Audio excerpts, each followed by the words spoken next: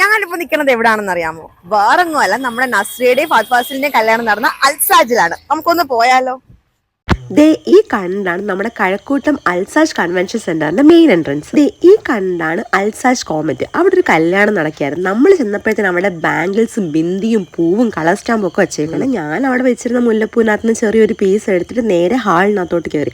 Comet എന്ന് പറയുന്നത് അൽസാജിൽ ഒരു ഹോളിന്റെ പേരാണ്. ദേ ഇതാണ് ആ ഹോള്. എന്ത് ഭംഗിയായിട്ടാണ് അല്ലേ ഹാൾ അറേഞ്ച് ചെയ്തേക്കുന്നത്. ഇവർക്ക് തന്നെ ഓരോ ഹോളിനും സ്പെഷ്യൽ ആയിട്ടുള്ള പാർക്കിങ്ങും അതുപോലെ ഡൈനിങ്ങും ഉണ്ട്. നമ്മൾ അവിടുന്ന് നേരെ നടന്നു പോയത് അൽസാജ് ഗ്രാവിറ്റിയിലോട്ടാണ്. ഗ്രാവിറ്റി ഇവിടുത്തെ അടുത്ത ഹാളിന്റെ പേരാണ്. അങ്ങനെ നമ്മൾ നേരെ ചെന്ന് മെയിൻ ഡോർ ഒക്കെ തുറന്ന് നേരെ ഹാളിലോട്ട് കയറി. അവിടെ വേറൊരു ടൈപ്പ് ഓഫ് സ്റ്റേജ് ഡെക്കറേഷനും സീറ്റിംഗ് അറേഞ്ച്മെന്റും ആയിരുന്നു.